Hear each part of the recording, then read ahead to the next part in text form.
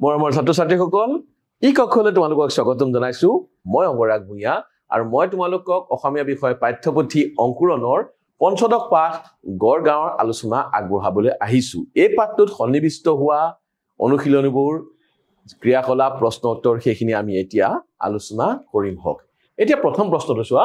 এৰ পাঠ ভিত্তিক ক্ৰিয়া কবিতাটো শুদ্ধ উচ্চাৰণেৰে পঢ়া ইতিমধ্যে আমি পাই আহিছো যে মনে মনে যদি পঢ়ো বা বেলেগে যদি পঢ়া শুনো তেনেহলে বৰ সহজ যেন লাগে কিন্তু নিজে সঠিক উচ্চাৰণে পঢ়িব পৰাটো এটা বৰ ডাঙৰ কৌশল এটা জানিবলগীয়া কৌশল সেইটোৰ বাবেই কবিতাটো শুদ্ধ উচ্চাৰণে তোমালোকে পঢ়িব লাগিব আনে শুনাকে পঢ়িব লাগিব আৰু সেই কামটো কৰিবা যাতে তোমাৰ যদি কিবা ভুল হৈছে তোমাৰ সমনীয়া নহলে ঘৰত তোমাৰ অগ্ৰজ পিতৃ-মাতৃ নাইবা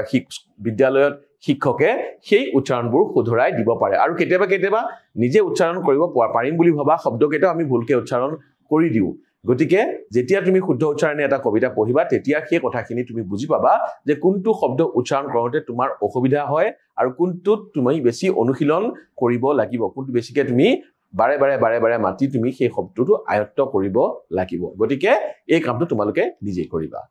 এটা দ্বিতীয় প্ৰশ্নটো ছন্দ লয় ৰক্ষা কৰি কবিতাটো আবৃত্তি কৰা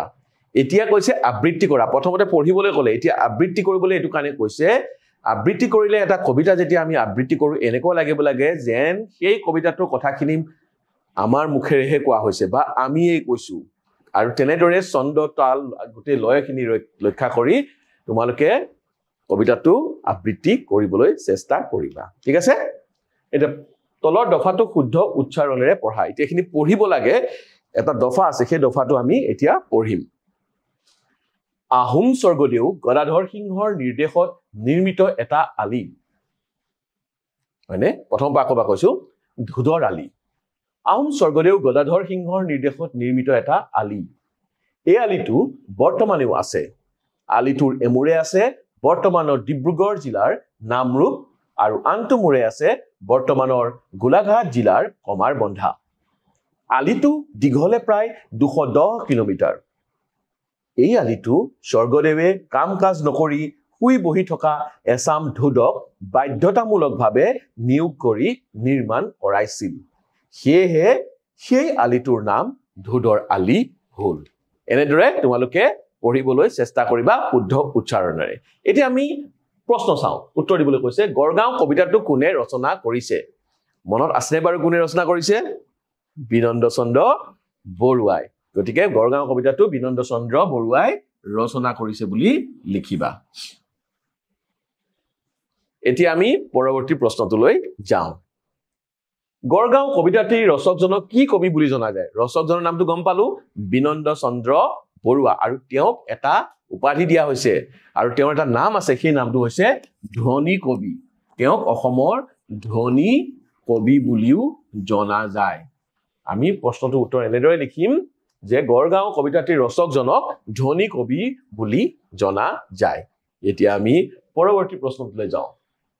যে মাৰনাও বুলিলে কি বুজা মাৰনাও এখন আচলতে জুৰিয়া নাও এনেদৰে বান্ধি থোৱা থাকে নাওখন এখন জুৰিয়া নাও মাৰনাও বুলিলে বুজো যে এখন বান্ধি লোৱা জুৰ নাও জুৰ মানে জুৰিয়া এখন নাও এখন বান্ধি থৈ দিয়া থাকে তাৰপিছত কবিতাটিত বৰ্ণনা কৰা মতে ৰজাৰ আদেশত হোৱা কেইটামান কামৰ উল্লেখ কৰা ৰজাৰ আদেশত কিছুমান কাম হৈছিল কি কাম হৈছিল মনত আছেনে ৰজাৰ আদেশত বিলত নগৰ হয় নগৰত নদী বয় এনেকৈ আছিল নাই ৰজাৰ আদেশত হোৱা কেইটামান কাম হ'ল বিলত নগৰ হয় নগৰত নৈ বয় ধুদে ৰাজ আলি বান্ধে কাৰেঙৰ দেৱাল গাঠে আৰু বৰনাও মাৰে এইবোৰ ৰজাৰ আদেশত হৈছিল আৰু কি হৈছিল বিলতে নগৰ হৈ গৈছিল নহয় জানো আৰু নগৰেদি নৈ বৈ গৈছিল ধুদে আলি সজাইছিল আৰু কাৰেঙৰ দেৱাল গাঠিছিল আৰু লগতে বৰনাও মাৰিছিল এইখিনি ৰজাৰ আদেশত হোৱা কাম তোমালোকে নিশ্চয় এইখিনি লিখিব পাৰিবা গড়গাঁৱৰ কথা শুনি তল যাওঁ বুলি কিয় কৈছে কবিতাটোত যে কৈছে গড়গাঁও কথা শুনি তল যাওঁ এতিয়া কথা হ'ল যে কিয় তল যাওঁ বুলি কৈছে তোমালোকে গম পাইছে নহয় কাৰণ গড়গাঁৱৰ কথাবোৰে এনে ধৰণৰ গড়গাঁৱৰ কথাবোৰ যিটো ভবা যায় তেনেদৰে নহয় যিটো হ'ব বুলি ভাবে তেনেকুৱা নহয় ইখন বৰ উলট পালট দেশ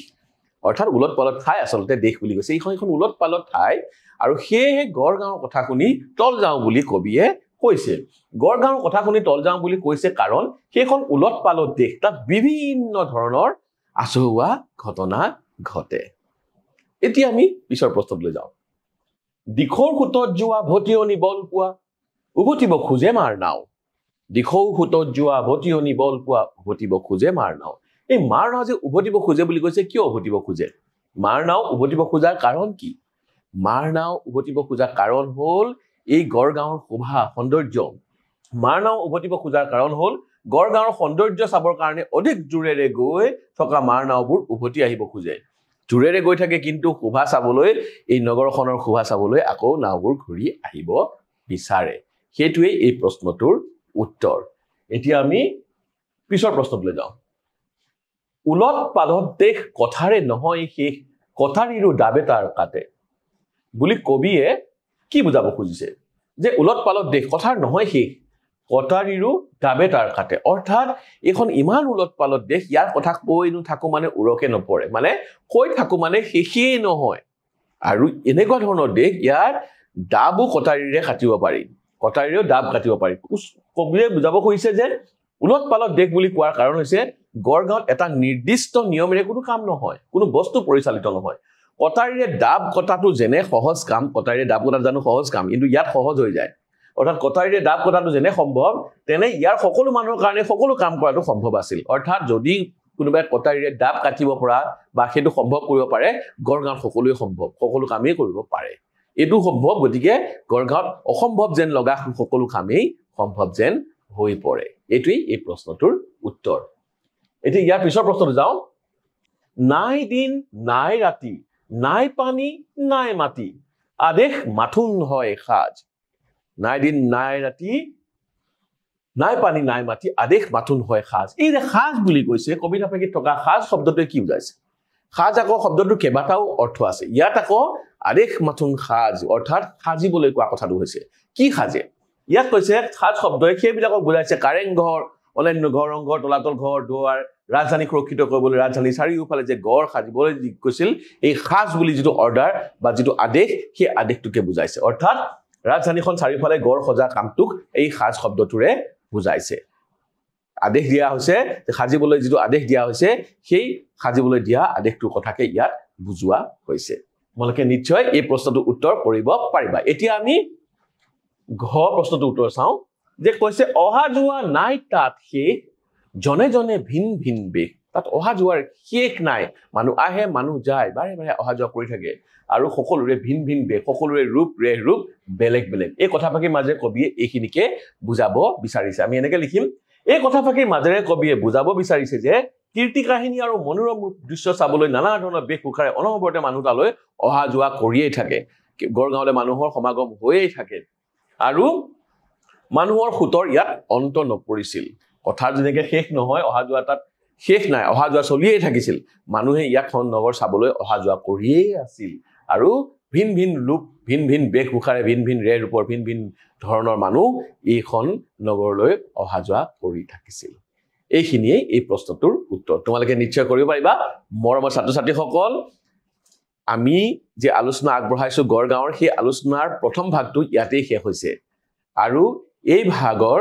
যিখিনি প্ৰশ্ন ৰৈ গৈছে বা পাঠ্যপুথিখনত যিখিনি প্ৰশ্ন ৰৈ গৈছে সেইখিনি আলোচনা আমি পৰৱৰ্তী ভাগত কৰিম তেতিয়ালৈকে তোমালোকে অপেক্ষা কৰা আৰু মোক বিদায় দিয়া ধন্যবাদ